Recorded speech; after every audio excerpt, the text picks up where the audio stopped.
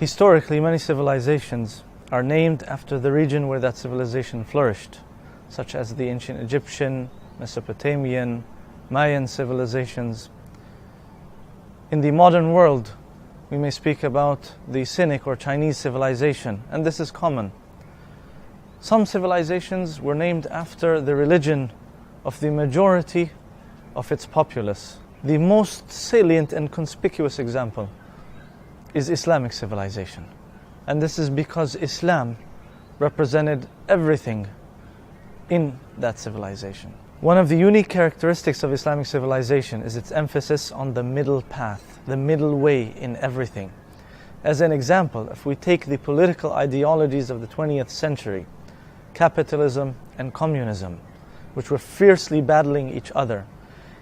Capitalism focused on the individual, on individual freedoms, on liberty and things of that nature. Communism, on the other hand, concentrated on the collective good and performed massacres and massive human rights violations in the name of the collective good.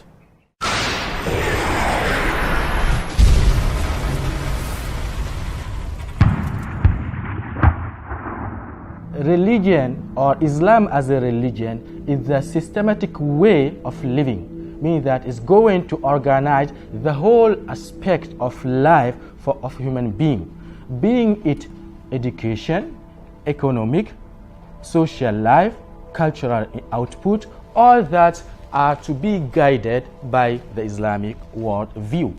Hence, politics specifically, it is not out of Islam as a religion. Now, if you look at the civilization in the Far East, the Islam have made a lot of changes. From people who are very self-centered, people who only talk about their own group of people.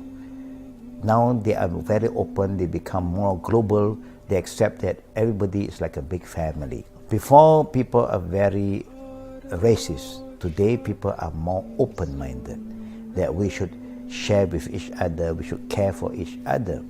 Yeah, civilization of Islam have made a lot of people feel secure, feel peace, because that is what Islam wants everybody to feel, that peace is for everybody, justice is for everybody.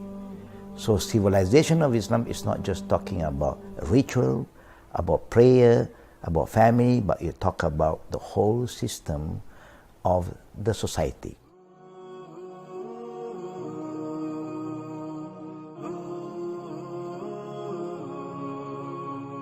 When we speak about the history of science in Islamic civilization, we are essentially telling the other narrative, a narrative that has seldom been told, one that is absent from most Western circles and even some Muslim ones. A story of breathtaking science that was produced by Islamic civilization. A story that will fill the gap that has been created by many history books, especially on the history of science.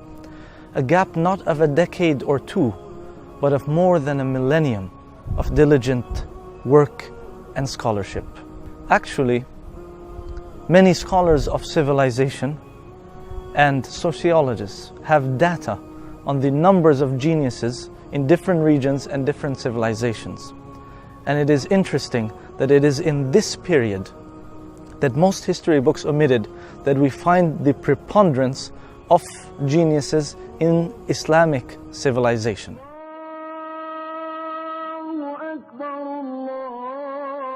Non-Muslims, particularly Western countries, are suffering from suicide. Why? Because they are focusing maybe on the material existence. How about the other side of human being?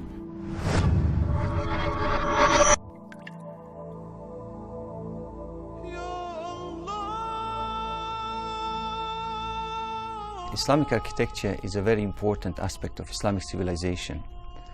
This is so because Islamic architecture is a framework or a physical locus of Islamic civilization.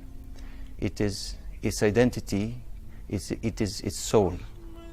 Islamic architecture is the type of architecture whose multiple functions and to a lesser extent forms are inspired primarily by Islam, its message, its teachings, worldview, and belief system.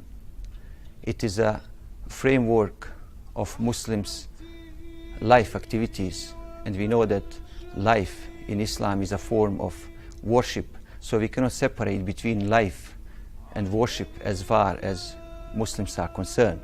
It is maybe because of this that Sinan, one of the greatest architects in the history of Islamic civilization, said that architecture is the most difficult profession, and he who wants to practice it correctly must be first of all pious.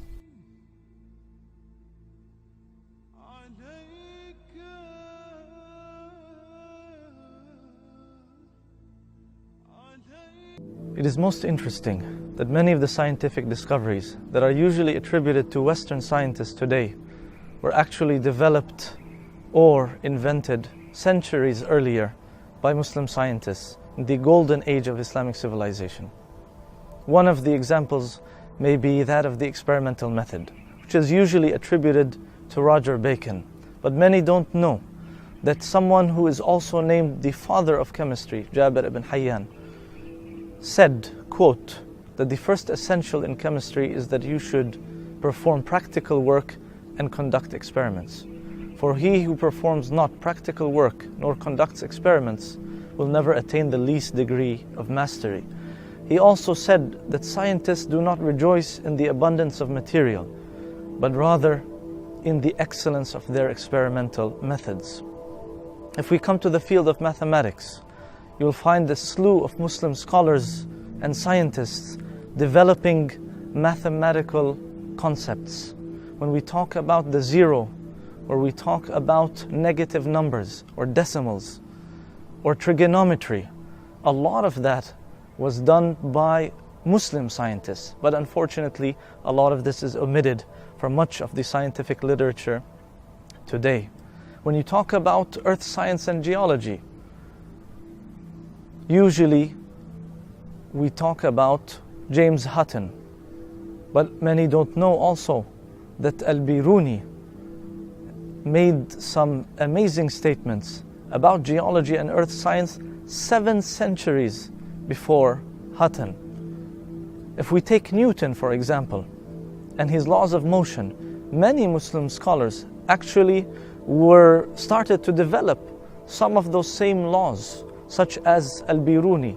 And as you can see, a lot of these scholars were polymaths, so they had contributions in all of these different fields, in astronomy, in mathematics, in geology, maybe in the optics, in medicine. When you talk about medicine, many of the books that were written by Muslim scholars were used in universities centuries after the deaths of those Muslim scholars. A Western view of the Islamic civilization's contribution to science. Many people might not know that Islam plays a great role in developing sciences for humanity. It's true that Islam focuses on ascertaining the qualities of dignity and humanity, but it also focuses on the construction and development of the earth or the physical progress in general. We'll shed light on what some well-known scientists and thinkers said in that regard. In his book History of Physics, Florian Cajori said, "The Arab and Muslim scientists were the first to launch and defend strongly the experimental method. This method is one of their prides. They were the first to recognize its usefulness and its importance to natural sciences." Florian Cajori also said about Muslim scientists, "One is astonished when he thinks of the work of Arabs and Muslims in algebra. Al-Khwarizmi's book on algebra was a reference for Muslim and European scientists alike. They relied on it in their research and adopted a lot of theories from it. Therefore, it can be said that Al-Khwarizmi founded algebra on the right basis." Will Durant wrote in The Story of Civilization 4, The Age of Faith, "Chemistry, as a science, was almost created by the Muslim. For in this field where the Greeks, so far as we know, were confined to industrial experience and vague hypotheses, the Saracens introduced precise observation, controlled experiment and careful records." Quoting the British Encyclopedia about Arabs' contribution to the science of pharmacology, many names of drugs, many compounds known now and the general structure of modern pharmacology,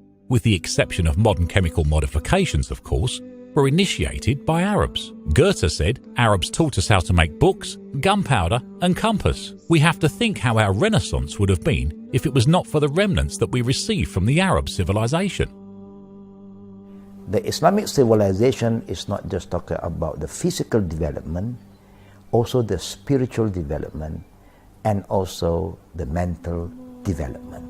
Always remember, Islamic civilization is nothing to do with just physical development, but it's a balanced development.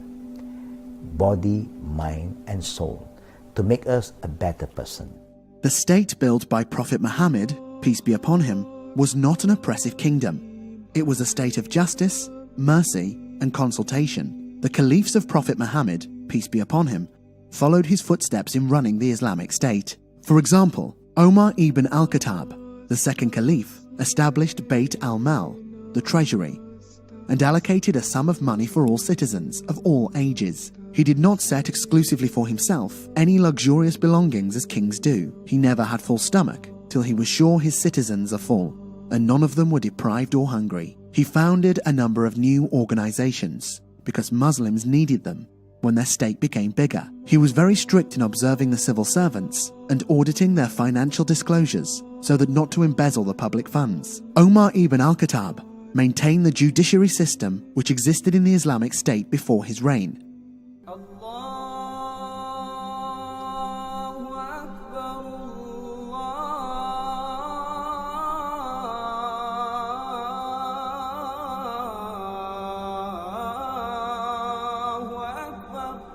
As Islamic civilization stressed the middle path, the focus, in addition to the divine, was on the human being.